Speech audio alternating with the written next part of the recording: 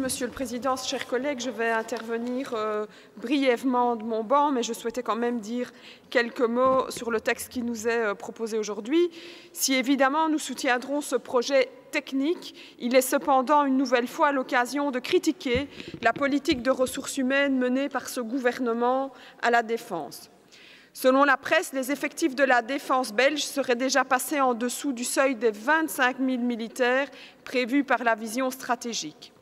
Comme le montre ce graphique de l'administration de la Défense, qui illustre à quel point ce gouvernement a mené une politique néfaste aussi au niveau du personnel de la Défense. Une image vaut donc mieux que de longs discours. Nous y voyons clairement un écrasement du nombre de postulants attirés par une carrière militaire sous cette législature.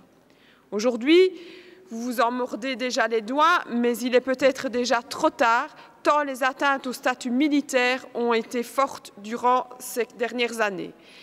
J'aimerais rappeler que ce gouvernement avait drastiquement limité les engagements pour faire des économies, mais aussi qu'encore aujourd'hui, tous les soldats sont engagés sous statut à durée déterminée. Il s'agit de deux mauvaises décisions dont l'armée mettra longtemps à se relever. Car la fonction régalienne qu'est la défense doit compter sur la ressource essentielle et première que sont toutes ces femmes et tous ces hommes qui la composent. Et leur vision de la défense est plus qu'écornée, comme l'illustre une enquête interne menée l'année dernière au sein du département. Il est également évident que la décision qui a été prise sous ce gouvernement de prolonger unilatéralement de cette année la carrière militaire, de recourir à l'externalisation à tout va ou de remettre en permanence en cause les acquis du statut du militaire ne sont pas étrangères à cette attrition historique au sein du département. Les nouvelles coupes budgétaires ne le sont évidemment pas non plus.